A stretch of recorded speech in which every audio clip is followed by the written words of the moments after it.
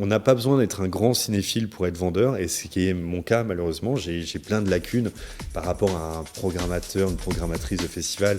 Moi, je suis plus dans un côté où je vais fonctionner avec mes tripes, avec mon regard un peu vierge, mais qui me plaît en fait de garder. Audacieux et indépendant, notre invité du jour n'a pas hésité à provoquer sa chance pour se faire une place dans le milieu du cinéma. Avec lui, nous avons parlé d'opportunités, de langue anglaise, de réseau, de Terrence Malick, de rendez-vous provoqués, de bagou, de seconde carrière, de marché et de festival. Je suis Marine Dita, journaliste à la rédaction numérique de Sud-Ouest, et vous écoutez Bord Cadre, le podcast qui tire le portrait du cinéma indépendant. Silence, moteur, action. Bienvenue dans ce 4e épisode.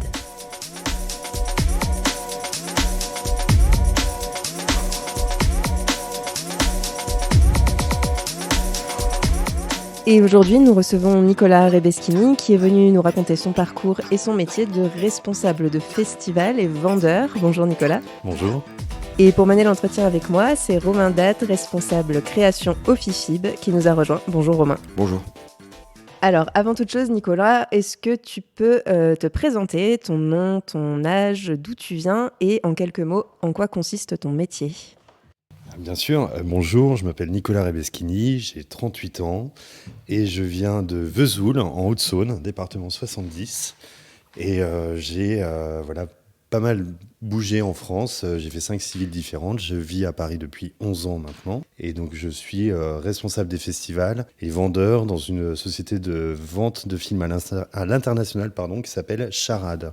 Vendeur à l'international, pour les gens qui ne sont pas familiers du milieu du cinéma, ça consiste en quoi ? Ça consiste à proposer le film à des distributeurs du monde entier afin que le film puisse sortir au cinéma dans le pays donné. Donc ça peut être des films français qu'on vend à l'étranger, comme des films étrangers qu'on vend en France. Ça va dans les deux sens. Alors on va remonter un peu le temps avec toi pour comprendre comment tu en es venu à travailler dans le cinéma. Est-ce que tu te souviens du rapport que tu entretenais avec le cinéma quand tu étais petit garçon ? Oui, un peu. Moi, je dirais comme tout le monde, impressionné par le côté prestige, élégance du cinéma. Je regardais les Césars tous les ans. J'étais émerveillé par la classe des actrices et des acteurs.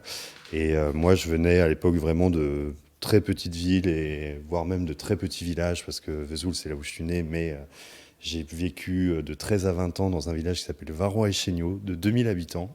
Donc 13-20 ans, c'est pas rien. C'est dans la banlieue de Dijon. Et c'était un rapport très distant, en fait, parce que en venant de ces coins-là, les perspectives de travailler dans ces métiers sont totalement inexistantes, il faut bien le dire, plus que très éloignées. Et donc ça est venu très graduellement et très lentement au départ. Et voilà, petit à petit, ça a été un mélange de timing, de chance aussi, et de motivation et d'acharnement peut-être quelquefois. Est-ce que tu te souviens de tes premiers coups de cœur cinéma, enfant ou adolescent ? Bon, j'étais pas très cinéphile quand j'étais jeune.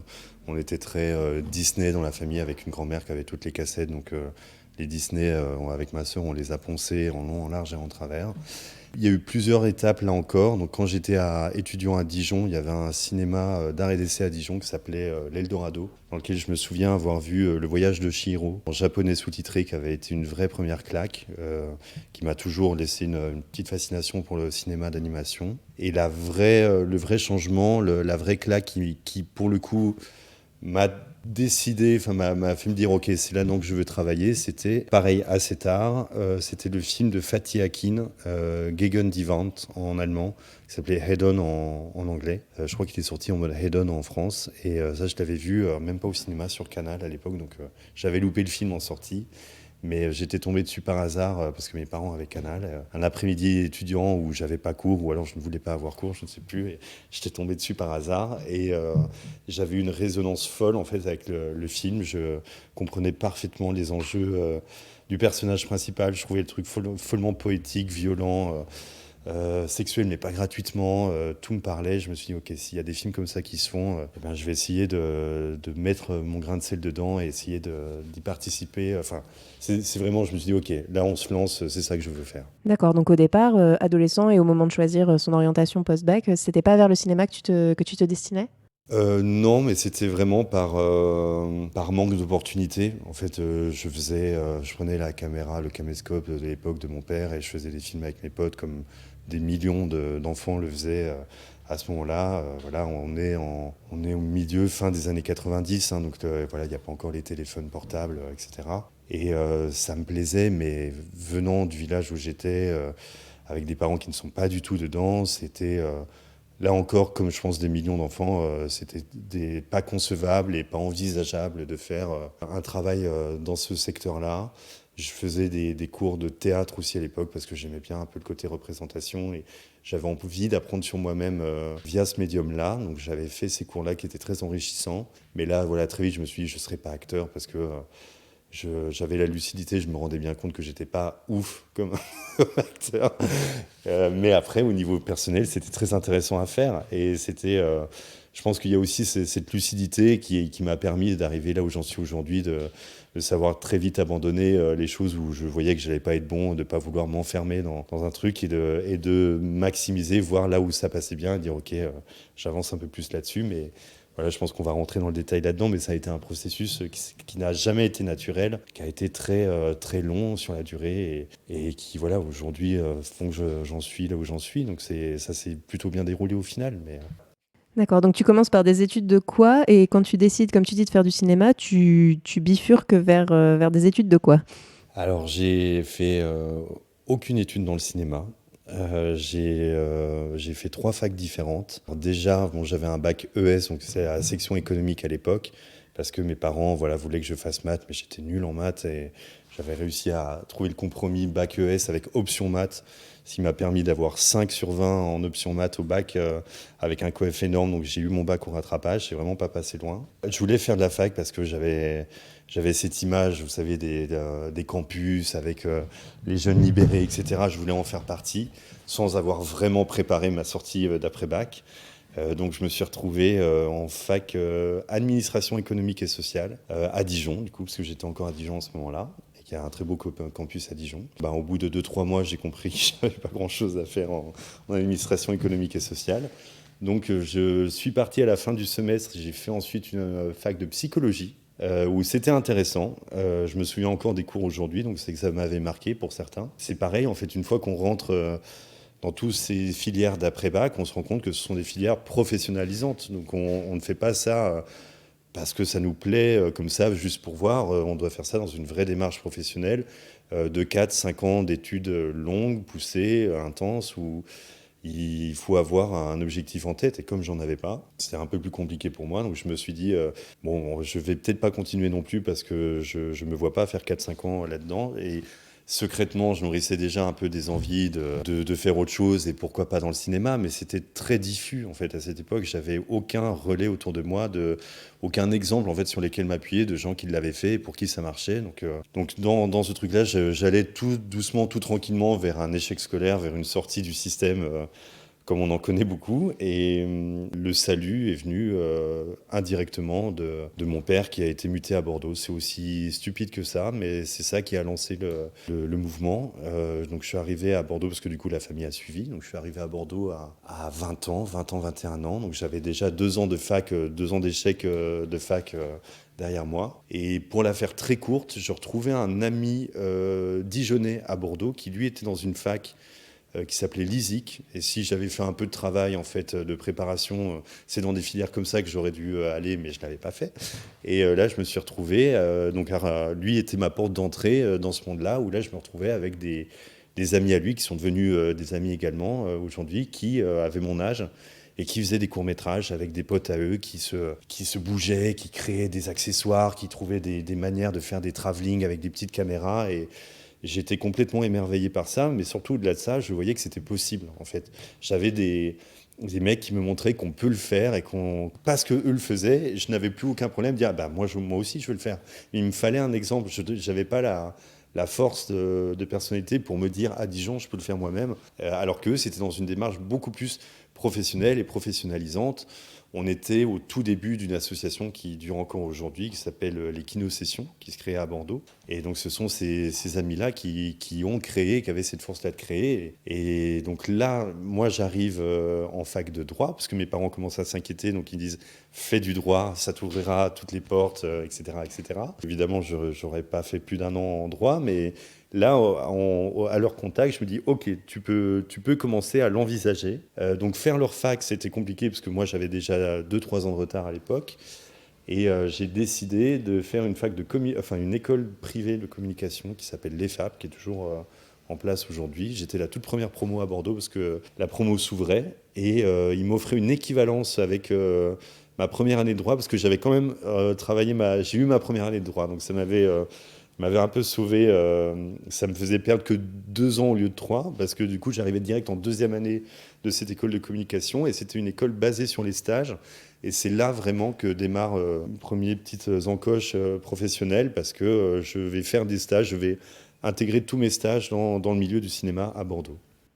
D'accord. Et donc pendant ces stages, justement, tu mets un pied dans le milieu professionnel du cinéma. C'est quoi ta réaction par rapport à ça ? Est-ce que c'est à la hauteur de tes attentes ou au contraire, non ? Alors, je suis tellement dans une démarche de découverte que tout est à la hauteur de mes attentes au départ. Je suis content d'être rentré. Ça a été heureusement que je connaissais donc ces potes qui avaient lancé Kinosession. Donc je montrais que dans le niveau associatif, j'étais impliqué, ce qui a fait la différence quand j'ai fait mon premier stage. Le fait qu'il m'ait choisi moi et pas quelqu'un d'autre. Et j'ai commencé un stage alors à l'époque ça s'appelait Aquitaine Image Cinéma. Je crois que maintenant c'est l'Éclat, c'est la commission donc, d'accueil de tournage de toute la région Aquitaine qui était basée à Bordeaux.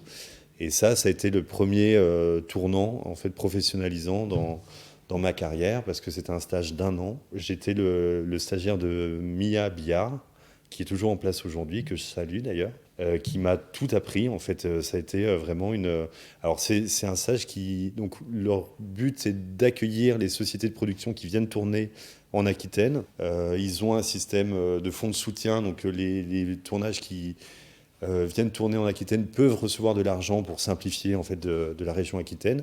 Et la contrepartie, c'était qu'ils embauchent des techniciens résidents en Aquitaine. Donc moi, en arrivant stagiaire, je me suis très vite trouvé à organiser cette base de données des techniciens, à les trier et à les proposer aux sociétés qui venaient. Et donc les techniciens venaient à actualiser leur CV, ou moi je les appelais pour qu'ils le fassent. Et donc c'est comme ça que j'ai d'une part appris dans le cœur du métier comment on faisait un film, quels étaient les différents corps de métier dans la création d'un film, dans le tournage d'un film, et d'autre part de sympathiser en fait avec ces techniciens que je voyais de plus en plus souvent, et c'est vraiment là que ça a démarré puisque ça m'a permis. C'était un stage long à l'époque, on avait le droit de faire des stages d'1 an, ça a changé depuis. C'était très intéressant pour moi parce que ça m'a vraiment permis de me professionnaliser pendant 1 an et derrière, comme j'étais devenu ami avec certains d'entre eux, de commencer tout de suite sur un long métrage parce j'étais devenu ami avec des régisseurs et ils m'ont proposé de rentrer dans leur équipe de régie et donc de travailler en régisseur tout de suite sur un long métrage, et j'ai évidemment accepté. Ce long métrage c'était Vilaine de Jean-Patrick Benesse et Alan Mauduit qu'on a tourné donc à l'été 2007. Ça nous rajeunit pas. Et en Dordogne, et c'était une expérience fantastique parce que, mais ça je le comprendrai bien plus tard, j'ai eu la chance folle d'éviter toute la case bénévolat en fait, de la case court-métrage où les techniciens se forment sur le tas en fait sur des courts-métrages et on espère être repris sur un long-métrage par leur chef de poste. Et moi ce stage-là d'1 an m'a permis de griller cette étape-là. Et ce qui a été une chance et pour le coup un accélérateur très conséquent sur le début de ma carrière. Et oui, parce que là, on est très loin de la vente internationale à ce moment-là. On est extrêmement loin. Je n'ai pas précisé que j'ai été, du coup, ma première carrière au cinéma, ça a été sur les plateaux. Et j'ai été assistant réalisateur pendant 8 ans et régisseur sur les plateaux pendant 2 ans. Donc j'ai 10 ans de plateau avant de démarrer sur la vente internationale, mais on va aborder ça plus en profondeur. D'accord, ouais, donc au départ, ton projet, tes débuts pro, c'est pas vendeur, c'est régisseur, assistant réal. Donc là, tu as quitté les FAP, c'était la fin de tes études et tu rentres directement dans le monde du travail, du coup, via cette... Exactement, je suis diplômé en juin 2007. donc avec un diplôme de communication que je n'aurais jamais utilisé au final, mais qui m'a permis du coup de faire ce mouvement professionnel. Donc je suis très content d'avoir eu cette chance-là. Et je commence direct le tournage de Vilaine je crois que c'était juin ou juillet, c'était dans la foulée, et donc ça dure 2 mois. Et derrière, alors oui, derrière il y a 1 an à l'étranger, parce que avant que je sois pris pour ce film, moi j'ai un peu préparé la suite. Et je me suis rendu compte qu'il y a des commissions du film dans le monde entier, dont une à New York. Et j'ai appelé, voilà, parce que je suis assez audacieux en fait avec les gens. J'ai jamais eu vraiment peur de contacter, d'aller au devant. Et j'ai appelé en fait le mec de New York directement, où je lui avais envoyé un mail en profitant de l'intitulé de mon mail de l'époque, arrobase, vous savez, Aquitaine Image Cinéma. Donc c'est une petite démarche un peu formelle. Et il m'avait dit, nous on peut pas vous payer, mais vous êtes le bienvenu. Et du coup, là, j'avais appelé d'autres amis. Ils disaient oui, mais tu travailleras dans des bars, dans des restaurants le soir, tu verras, ça marche très bien. Et ils avaient raison, ça avait très bien marché. Et donc, entre-temps, il y avait le tournage de Vilaine qui s'est calé. Donc, j'ai eu la chance, en fait, je m'en souviens encore très bien, juste après la fin du tournage, je suis parti à New York faire 1 an de stage à la commission du film de l'accueil de New York. Alors, ça sonne super bien dans les faits. Je faisais pas grand-chose, mais c'était un fameux 9 to 5, comme disent les Anglais, un travail de 9h à 17h. Et donc, je sortais à 17h du travail. Et donc, derrière, j'étais serveur dans les restaurants. Enfin, c'est très facile de se faire de l'argent comme ça à New York. Et ça payait un peu mon loyer, un peu. Et le reste, mes parents étaient sympas et payaient la suite. Et ça a eu une importance assez capitale derrière ce voyage, parce que ça m'a permis de parler anglais. Et donc, même si je parle anglais aujourd'hui avec toujours un accent français à couper au couteau, je parle très bien anglais grâce à ça. Et ce qui aujourd'hui a été un point déterminant dans mon métier actuel. Mais tout a démarré bien plus tôt, donc de 2008 à 2009. Et je suis revenu en janvier 2009 de New York. C'était janvier 2008 à janvier 2009. D'accord. Et là, tu reprends ton travail d'assistant réel ou de régisseur sur d'autres films, donc tu en vis en fait. Ah, absolument. Je reviens donc à Bordeaux en janvier 2009. Avec des dettes de mon année new-yorkaise qui a été un peu... Enfin voilà, j'aurais poussé, je faisais mes 24-25 ans là-bas, j'étais déjà assez âgé pour ces mouvements-là. Et j'arrive à Bordeaux et j'ai eu beaucoup de chance, donc j'avais mes amis régisseurs de Bordeaux qui ne m'avaient pas oublié et qui m'ont fait travailler très vite sur une série télé TF1 qui s'appelle Section de recherche, qui tournait à l'époque beaucoup à Bordeaux. Je crois qu'ils ont bougé depuis. Et il y avait beaucoup de turnover parce que c'était des épisodes à la chaîne, et donc tout le monde ne pouvait pas les faire parce qu'ils étaient invités, appelés sur des longs métrages, etc. Donc il y avait de la place pour moi. Et j'ai continué de travailler environ 5-6 mois sur ces épisodes pour gagner de l'argent et rembourser mes dettes.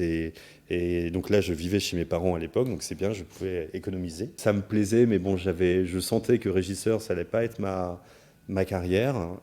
Et on m'a proposé, j'ai eu beaucoup de chance qu'on me propose spontanément par une 3e assistante réalisatrice qui s'appelle toujours d'ailleurs Marianne Rousseau, qui m'a dit: Nicolas, moi je peux pas faire le prochain épisode en assistant réal. Est-ce que ça t'intéresse? Et j'ai dit bien sûr que ça m'intéresse, et c'est comme ça que je me suis retrouvé 3e pour un épisode, pour 2 épisodes, parce qu'on tournait toujours 2 épisodes en même temps, 2 sections de recherche. Et c'est là, en faisant ça, je me suis dit ok, c'est ça que je veux faire. À ce moment-là, on est mi-2009, donc j'ai 25 ans, et je dis ok, je veux faire une carrière d'assistant réal. Et à ce moment-là, parallèlement, j'avais une partie de mes amis que j'avais rencontrés à Bordeaux, donc quand j'arrivais, qui eux montaient à Paris. J'ai dit les gars, je monte avec vous, parce que pour travailler dans le long métrage et en mise en scène, dans ce milieu-là, c'est encore plus simple de le faire à Paris. Je dis pas que c'est impossible de le faire à Bordeaux. J'ai beaucoup d'amis qui l'ont fait à Bordeaux, mais voilà, on est toujours tributaire de ce qui veut bien descendre à Bordeaux. Et moi, en étant jeune technicien qui démarre, je préférais avoir l'opportunité de faire mes preuves et d'avoir plus de choix, d'essayer de démarrer à Paris. Donc je suis monté fort de cette expérience d'avoir déjà 2 épisodes de série télé faits en assistant réal. Et je suis monté en me disant que je n'allais pas dire aux gens que j'étais régisseur, parce que j'avais évidemment bien plus d'expérience en régisseur. Mais comme je voulais faire que de la mise en scène, j'avais compris déjà comment fonctionnait ce milieu. Et ça, c'est vraiment une part très importante de ce milieu qui est toujours valable aujourd'hui. Vous êtes labellisé en fonction de comment vous vous présentez. Et c'est très dur de sortir d'un carcan quand on vous a installé dans un endroit, de bouger dans l'autre. Et j'ai eu beaucoup de chance d'arriver à le faire au fur et à mesure, mais c'est pas, voilà, c'est assez rare en fait. Chez moi, ça a marché, mais c'est très compliqué. Et donc je me suis dit, si on dit que si je me présente en tant, oui, j'ai été régisseur, mais là je vais être assistant réal, on va me proposer que de la régie. Donc je me dis, je n'accepterai pas de régie, je ne prendrai que de la mise en scène. Et donc les débuts ont été compliqués forcément, parce que personne ne t'attend quand tu montes à Paris. Des assistants réals, des techniciens qualifiés, il y en a plein partout. Et là encore, je suis allé provoquer un peu ma chance, rencontrer des gens, faire le forcing avec l'assistant mise en scène qui était sur Vilaine, avec qui j'avais gardé de très bons contacts. À force de relance, d'appui, de machin, mais ça a pris des mois. J'ai commencé par faire des petits renforts et au fur et à mesure, ça a commencé à devenir de plus en plus consistant. Mon nom a commencé à tourner un peu plus. Mais il n'y a rien qui se fait naturellement, en fait. Et je me souviens très bien.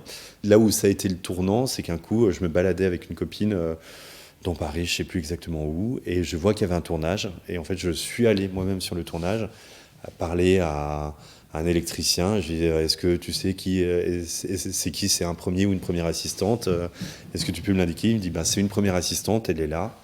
Je suis allé voir, elle ne me connaissait pas. J'ai dit bonjour, je m'appelle Nicolas, moi je suis assistant réal. Si vous faut des renforts, je suis dispo. Et en fait, c'est pareil, si c'est un conseil que je peux donner aux gens, les gens aiment bien voir des. Alors, je ne veux pas non plus trop forcer, je ne suis pas là en train de les harceler ou quoi, mais c'est toujours très valorisé en fait, de la part des gens, des chefs de poste et des gens qui viennent d'eux-mêmes comme ça, surtout à la technique, comme il y a un vrai déséquilibre entre l'offre et la demande.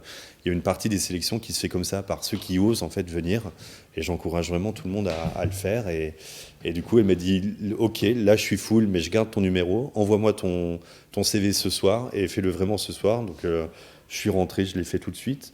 Et le lendemain, je redescendais à Bordeaux parce que c'était, je sais plus, l'anniversaire d'une copine. Je suis à Bordeaux et elle me dit ok, j'ai besoin de quelqu'un demain, t'es dispo? Bien sûr que je suis dispo. Et donc là, je ressaute dans un train et je redémarrais. C'était sur le film, c'était Nos et moi, de la réalisatrice et actrice. J'ai un trou de mémoire, ça me reviendra, mais voilà, le film c'était Nos et moi. Adapté de Delphine de Vigan. Exactement, adapté du bouquin. Là, c'est là que j'ai pu fidéliser une équipe mise en scène à Paris qui tournait beaucoup. Voilà, qui a aimé mon travail, donc qui a commencé à me rappeler et qui tournait beaucoup, notamment avec les films étrangers, avec les productions américaines qui venaient à Paris. Et donc là, le fait de moi avoir un anglais bien plus fluent que la moyenne des techniciens m'a permis de me greffer assez vite sur ces grosses équipes américaines qui tournaient à Paris. Et c'est là que j'ai pu, dès mes premières années à Paris, avoir la chance de travailler pour Woody Allen sur Midnight in Paris, pour Martin Scorsese, pour Hugo Cabret, et surtout pour Terrence Malick, un an après, qui arrivait pour tourner To the Wonder avec Ben Affleck, et qui avait besoin d'une toute petite équipe de 10 personnes, et que moi, ça faisait déjà 1 an et demi que je tournais avec cette équipe-là.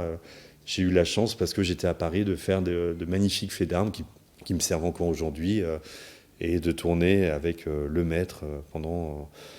Alors c'était des tournages très courts, en fait, c'était des tournages 3-4 jours. On était venu au Mont-Saint-Michel, donc c'était l'hiver 2010, et il était revenu à Paris en mai, donc pour profiter des arbres qui ont fleuri, où on tournait sur le pont des Arts et tout, on créait des petites émeutes avec Ben Affleck sur le pont des Arts que tout le monde reconnaissait forcément.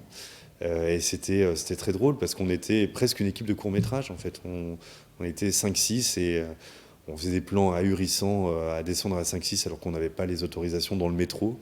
Et on faisait tourner Ben Affleck et Olga Kurilenko dans le métro pour des séquences. J'ai vu le film, c'était il y a longtemps, je ne sais même pas s'il les a gardés, mais Terrence Malick tournait en permanence avec sa petite caméra de l'époque là, qui tenait à la main.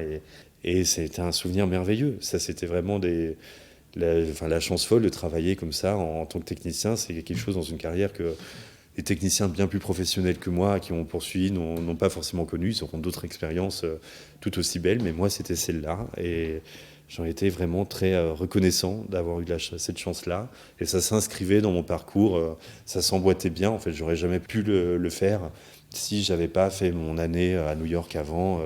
Voilà, c'était une suite pas très logique sur le déroulé en lui-même, mais qui, moi, dans mon propre parcours, faisait sens. Et derrière, voilà, ce sont ces expériences-là qui, du coup, quand j'arrivais vers d'autres assistants mise en scène, disant j'ai tourné pour Terrence Malick, pour Woody Allen, Martin Scorsese, même si Woody Allen et Martin Scorsese, j'étais vraiment très loin du plateau, j'étais bloqueur, c'était vraiment mon tout début.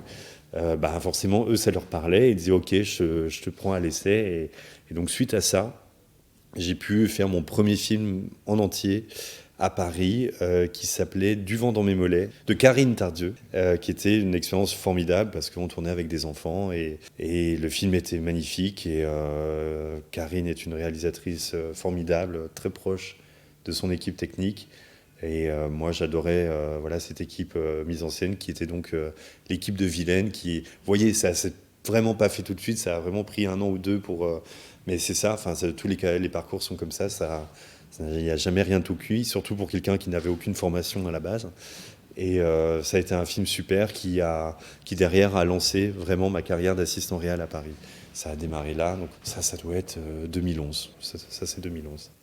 Et comment est-ce qu'on passe de Vacances au Mont-Saint-Michel avec Terrence Malick à Vendeur international, en fait? Parce que là, il y a une... Ah oui, il n'y a pas de logique. Hein. Alors, pour la faire très courte, il y a 6-7 ans entre les deux. Donc ça ne s'est pas fait du jour au lendemain. En 2011, ma carrière d'assistant réal démarre pour de bon. Je vais faire 4-5-6 ans de films qui vont s'enchaîner, notamment en 2014 où je fais 4 films dans l'année. Je commence à avoir une certaine lassitude de ce travail où je me rends compte que je n'ai pas envie forcément d'être premier assistant réal parce qu'en gros, quand on est assistant réalisateur, il y a 2 voies possibles. C'est soit vous devenez réalisateur vous-même, ce qui est une voie tout à fait réalisable, possible, et je connais beaucoup. Il y a des réalisateurs de renommée qui ont démarré comme ça, même encore aujourd'hui.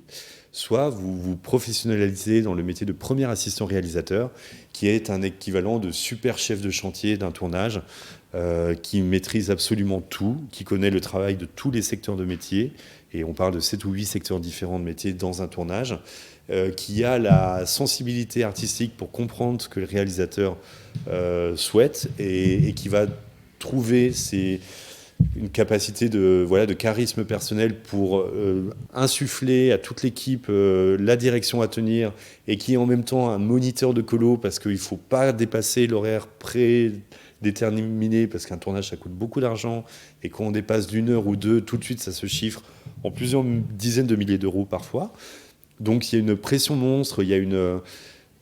c'est vraiment, ce sont des surhommes. Les premiers assistants sont des surhommes, sachant qu'il n'y a pas de César du premier assistant réal, il n'y a pas de...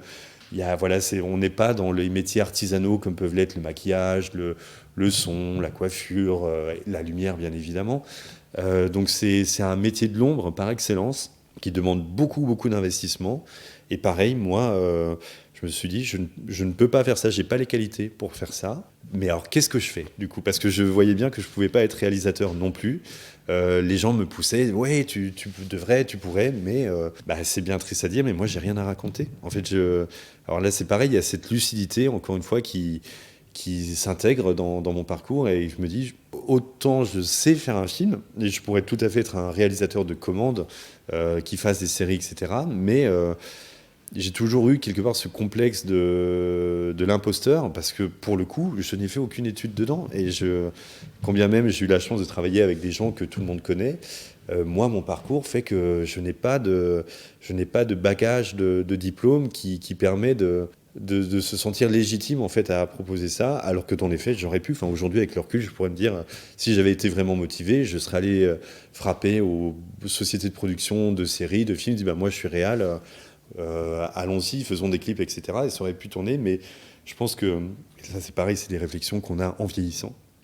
Je pense qu'en fait je voulais pas faire ça depuis le départ et que je cherchais une autre voie et cette autre voie, tout en ne sachant pas ce que ça allait être, comme je fais souvent, j'ai commencé à élargir le champ et à parler à des amis. Dire je crois que j'en ai un peu marre des tournages. À l'époque c'était la distribution qui m'intéressait. Parce que je voyais ça d'un œil extérieur. Donc je me suis dit, ok, comment ça marche la distribution, il faut que je rencontre quelqu'un qui travaille dedans pour que je puisse connaître un peu de manière informelle ce que c'est. Et si ça me plaît, eh ben, je vais faire comme je l'ai fait il y a 5-6 ans avec le métier d'assistant réal. Je vais apprendre de mon côté et après je vais foncer et je vais commencer à faire le forcing et pas lâcher des gens qui peuvent m'y faire rentrer. Moi, c'est ma façon de procéder. Et donc j'ai commencé à en parler autour de moi sur des tournages et j'étais pote avec une costumière sur le dernier film que j'ai fait qui s'appelait Le sens de la fête, que je pense que vous connaissez, avec Nakache Toledano, qui était une expérience merveilleuse, avec le regretté Jean-Pierre Bacry, qui était vraiment un acteur formidable et quelqu'un d'humainement fantastique aussi. Et cet ami que je rencontre sur le cours, avec qui je m'entends bien sur ce tournage, me dit moi j'ai un pote qui fait de la distribution. Et ce pote, il est à côté de moi, il s'appelle Romain Das. Et donc on s'est rencontrés avec Romain. Donc ça, c'est l'été 2016, la rentrée 2016. Et donc Romain, qui à l'époque travaillait chez Wild Bunch. Et on prend un café, en fait. Et donc là, pareil, encore une fois, il n'y a rien qui se fait naturellement. Mais je pense que c'est toujours intéressant d'entendre les parcours de chacun. Et donc le courant passe bien avec Romain. Il m'explique un peu le boulot de distribution. Et au détour de son explication, il parle du métier de vendeur international, que j'avais jamais entendu, que je ne connaissais pas de près ou de loin à ce moment-là, juste avant qu'il m'en parle. Et il m'explique un peu dans les grandes lignes ce que c'est que d'être vendeur international, des gens qui voyagent beaucoup, qui font beaucoup la fête. Le métier est beaucoup sur le bagou, sur la façon d'être, de parler, alors forcément savoir parler anglais, etc. Et puis je me rends compte que y a quand même beaucoup de choses qui sont en adéquation avec ce que moi je suis et avec la façon dont j'ai abordé ces métiers-là différemment depuis que j'ai démarré. Donc on a déjà 6-7 ans depuis ce moment-là. Et je lui dis merci Romain pour l'info, mais alors du coup je pense que c'est vendeur inter qui m'intéresse plus qu'autre chose. Et là j'actionne une autre partie de mon réseau où on repart du coup dans mes années new-yorkaises, dans mon année à New York, où je sympathise avec un couple de Français sur place que je vais retrouver à Paris, donc quand moi je m'installe à Paris. Et dans leur fête, de temps en temps, il y a un mec qui s'appelle Louis Balsan, que je vois de très loin. Mon pote me dit ouais, il est acheteur de films, alors qu'en fait il était vendeur de films. Mon pote n'y connaissait pas grand-chose non plus.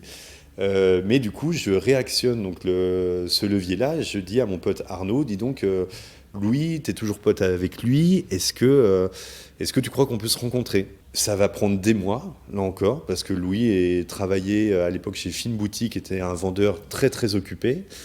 Et on va au bout de 2 mois et demi, alors je vous passe les détails puisqu'il y a une autre amie qui va intervenir pour faire le forcing. Bref, je le rencontre littéralement entre 2 trains à la gare Montparnasse, où il arrive, où il est très très très énervé d'avoir à faire ce rendez-vous avec moi, parce qu'il n'avait pas le temps. Et donc c'est cet ami qu'on a en question, qui s'appelle Laurence, qui travaille chez OCS maintenant, qui a forcé et lui avait dit par texto, t'es bien gentil, mais c'est vraiment la dernière fois que tu me mets quelqu'un comme ça dans les pattes, j'ai autre chose à faire de mon temps.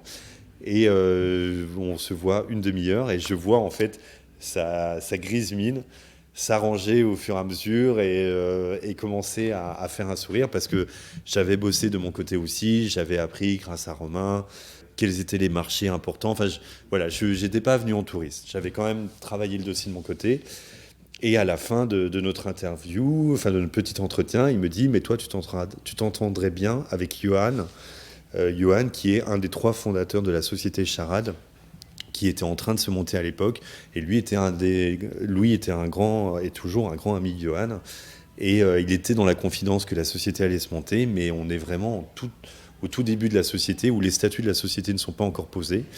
Et là, moi, voilà, c'était ma première brèche. Il m'a donné le contact de ce fameux Johan Comte, donc, qui avait travaillé pendant plus de 10 ans chez Gaumont en tant que vendeur international et qui montait sa propre société de vente internationale avec Carole Baraton, qui était la chef des ventes de Wild Bunch, et Pierre Mazard, qui était le responsable vidéo et qui était devenu vendeur chez Studio Canal. Donc on avait un peu une dream team comme ça, qui venaient toutes des plus grandes boîtes parisiennes et françaises, et donc presque mondiales, avec leur bagage et leur force de frappe, et qui montaient leur société. Donc là, moi, je me suis dit, on fonce, c'est ça qu'il faut faire. Et ça prendra encore là bien des mois de relance par mail, de chasing, de coups de fil. Alors, c'est toujours très compliqué de trouver l'équilibre en fait entre le harcèlement où on veut pas passer pour le relou et le côté de montrer la motivation. Et donc derrière, pour pas perdre mon temps, j'avais aussi proposé mes services en stagiaire dans une autre boîte de vente. Et il m'avait pris. Enfin, j'avais fait un entretien, il voulait me prendre. Et donc là, j'étais revenu vers Charade en disant, bah voilà, j'ai eu une offre de stage chez... bon, là, ça sert à rien de dire le nom de la boîte, mais ils sont très qualifiés, très forts. Et il me dit, ah bah super, tu devrais y aller et tout. J'ai dit, non, non, moi j'ai refusé parce que c'est chez vous que je veux aller. Et donc voilà, c'est des petites décisions comme ça où toujours, voilà, un peu forcé, un peu... mais je joue avec mes propres armes en fait. Et c'est ça qui a fait basculer la balance de mon côté et qui m'a amené en avril 2017.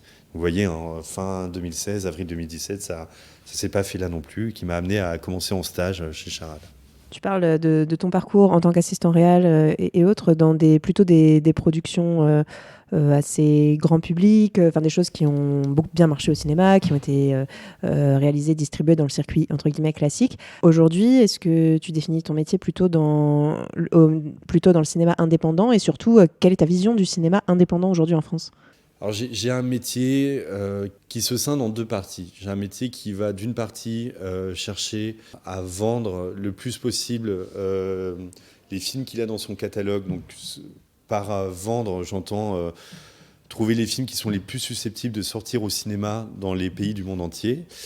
Et donc ce genre de film, par définition, se rapproche plus des films grand public, de films assez universels culturellement parlant, qui puissent parler, voilà, ou avoir un côté de la culture française qui soit très attirant pour les pays étrangers. Donc une première partie des films que Charade fait, ce sont ces films-là. Et la deuxième partie que ma boîte fait, ce sont des films pour lesquels on vise une notoriété de festivals mondiaux. Et donc on va aller rechercher, on va sélectionner des films pour lesquels on pense qu'ils puissent récupérer les prix les plus prestigieux à Cannes, à Venise, à Berlin, à Sundance, etc. Donc on va chercher les festivals de catégorie A, la Palme d'Or étant évidemment le plus grand prix que tout le monde recherche, parce que pour une jeune société, avoir une renommée aussi par la reconnaissance des professionnels, la reconnaissance festivalière, c'est très important. Et donc là, ces films-là vont échapper à une économie de marché qu'on peut avoir en première partie et vont bien plus s'intégrer dans une ligne indépendante et donc dans une recherche d'excellence cinématographique ou de ton spécifique. Et voilà, on fait les deux. On a la chance de pouvoir faire les deux. Donc je vais avoir vraiment une dualité à ce niveau-là, où on a un line-up. Donc un line-up, c'est un catalogue de films qui s'agrandit chaque année. En fait, c'est pareil, un vendeur, c'est pour ça qu'il est toujours en déplacement hors crise Covid, même si là, c'est encore, ça redémarre tout doucement. On est toujours dans cette ubiquité, en fait, de défendre les films qu'on a dans notre line-up aujourd'hui et être en recherche permanente des prochains films qui sont en train de se produire, de se tourner, ou qui sont juste à l'étape du scénario, mais sur lesquels on peut déjà se positionner, parce que chaque année, vous savez, c'est pour donner une bonne analogie, c'est un peu comme le milieu du sport, que ce soit le football, le tennis, ce que vous voulez. Il y a une nouvelle saison qui commence chaque année, avec un nouveau festival de Sundance, de Venise, de Cannes, et il faut être capable de proposer de nouveaux films à ces festivals, et proposer dans les différents marchés du film, parce que les films, c'est comme les fruits et les légumes, ça se vend dans des marchés spécialisés, ou le vin, ou ce que vous voulez. Et donc on a des salons du film qu'on appelle les marchés du film. Cannes étant le plus gros marché, donc qui sont couplés avec le festival. Nous, chez Charade, on a vraiment une partie film indépendant pour les festivals et film de marché, qu'on va dire, pour ces différents marchés, pour le proposer le plus possible dans les pays du monde entier.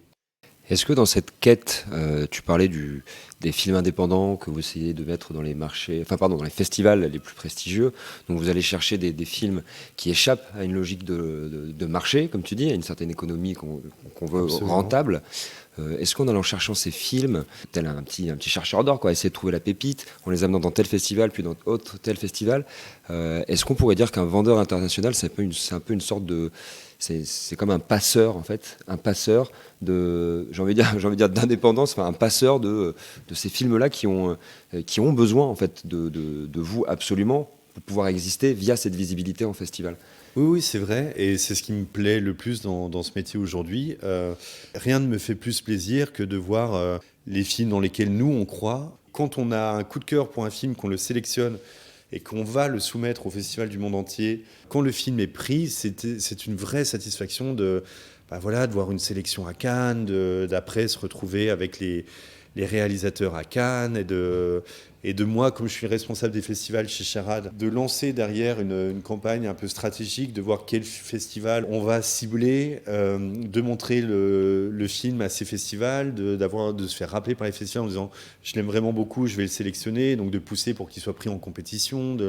Ça, c'est une satisfaction qui est aujourd'hui bien plus grande que celle que j'avais quand j'étais technicien. Et je suis très content de pouvoir pousser, en fait, d'avoir un impact peut-être un peu plus marqué dans la vie d'un film. Et notre deuxième partie de vendeur, parce que je fais aussi des ventes dans certains territoires, c'est d'arriver à rendre contagieux en fait cette passion, cette envie, cet émerveillement à des distributeurs. En fait, c'est qu'un métier de passionné. Et donc, on n'a pas besoin d'être un grand cinéphile pour être vendeur. Et ce qui est mon cas, malheureusement, j'ai plein de lacunes par rapport à un programmateur, une programmatrice de festival. Moi, je suis plus dans un côté où je vais fonctionner avec mes tripes, avec mon regard un peu vierge, mais qui me plaît en fait de garder et de pouvoir communiquer ça de manière assez universelle dans un anglais avec un accent français à couper au couteau, dans un anglais basique avec des acheteurs grecs, turcs, d'Asie du Sud-Est, et de pouvoir communiquer ça. Ça va être ça le métier de vendeur, et d'arriver à un deal qui puisse permettre au film d'être soit vendu donc, dans un autre pays, et donc là s'inscrire dans une démarche de sortie nationale du cinéma, où du coup je passe le flambeau à mes collègues du marketing chez Charade qui vont organiser les déplacements des réalisateurs avec eux, soit malheureusement le film ne trouve pas preneur avec un distributeur qui va prendre le risque, parce que c'est un risque aussi pour eux, d'amener une certaine somme d'argent en prévision des recettes qu'il fera sur place, parce qu'on ne va pas donner notre film gratuitement. En fait, on se fait payer notre film par ce qu'on appelle un MG, un minimum garanti. Un minimum garanti, c'est le fait de dire pour un distributeur, je te donne maintenant une somme d'argent que j'estime pouvoir remonter avec les recettes de ce film dans mon pays. Et s'il n'y arrive pas, nous, on garde cette somme d'argent. Et s'il y arrive, dans les recettes du pays qui tombent, il va d'abord, lui, se rembourser du montant qu'il nous a donné. Et ensuite, il y a un pourcentage qui se fait sur les entrées qui viennent en plus du film, qui est, pour simplifier, qui est en général soit 50-50, soit 60-40, et dont le pourcentage va différencier, parce qu'il y a la sortie cinéma, mais après, nous, on a vendu, pour une période d'année donnée, qui est en général 10 ans, on lui a vendu tous les droits. Donc ça lui permet, lui, derrière, de faire une sortie en VOD, de faire une sortie en télé. Et donc là, le partage de recettes intervient aussi pour nous à différents pourcentages une fois qu'on arrive à ce niveau-là. Donc pour le distributeur, c'est un risque d'avancer une somme d'argent qu'il n'est pas certain de revoir derrière. Et donc là, moi, je sors ma deuxième casquette chez Charade, qui est la casquette de responsable des festivals. Et donc là, moi, je vais voir les festivals du pays. Donc on a une base de données que j'ai créée au fur et à mesure, qui est de plus de 1500 festivals dans le monde entier. Et donc je vais parler à mes interlocuteurs des festivals pour leur proposer le film. Et donc là, c'est une économie qu'entre le festival et nous. Donc on a un petit volet financier, mais qui est minime. L'important pour moi, c'est surtout qu'ils sélectionnent le film et qu'ils puissent permettre au réalisateur, à la réalisatrice ou au couple de réalisateurs, comme c'est le cas pour Rien à foutre, de se déplacer sur place et d'avoir une vraie interaction en fait, avec le public du festival sur place. C'est là qu'on entend, quand tu décris ce que tu fais chez Charade, avec ces voyages incessants, cette mise en avant des films un peu partout. Pour des petits films, on va dire, des films indépendants, c'est indispensable que vous soyez là pour qu'ils puissent être vus dans le monde entier. À l'opposé, par exemple, de grosses machines, je ne veux pas dire les grands studios, enfin si des films qui, eux, ont un moyen et aussi une espèce un réseau de diffusion mondial. Ils sont à peu près partout. Et ont bien moins besoin de nous Exactement. pour vivre et pour exister sur le plan mondial. C'est exactement tout ça. À fait. Voilà, je pense que vendeur international, c'est primordial et indispensable pour un film indépendant aujourd'hui. C'est indispensable de les avoir pour qu'ils puissent exister et qu'ils puissent être vus, tout simplement. Absolument. On fait 25 films par an chez Charade.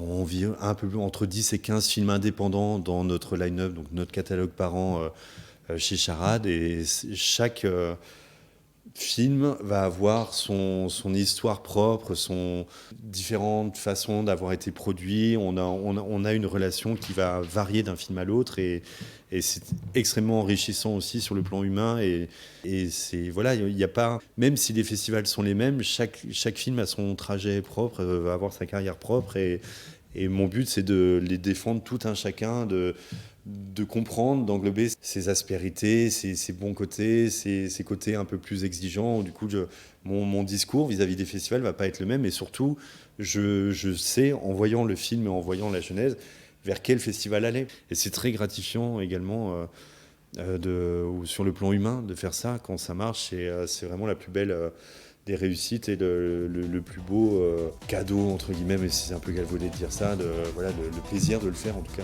Merci beaucoup Nicolas d'être venu nous raconter Avec ton plaisir. parcours et merci beaucoup Romain pour ton regard aussi sur le sujet. Merci aussi à vous, auditeurs, qui êtes toujours plus nombreux à nous écouter. Si vous avez aimé cet épisode, n'hésitez pas à nous le dire et à le partager autour de vous. Vos retours et vos suggestions nous sont toujours très précieux. Et pour ne rien manquer de Bord Cadre, rendez-vous sur sudouest.fr ou sur fifib, fifib.com, ou bien abonnez-vous sur Spotify, Apple Podcast, Google Podcast ou votre plateforme d'écoute habituelle. On se retrouve dans 15 jours pour un nouvel épisode. D'ici là, portez-vous bien.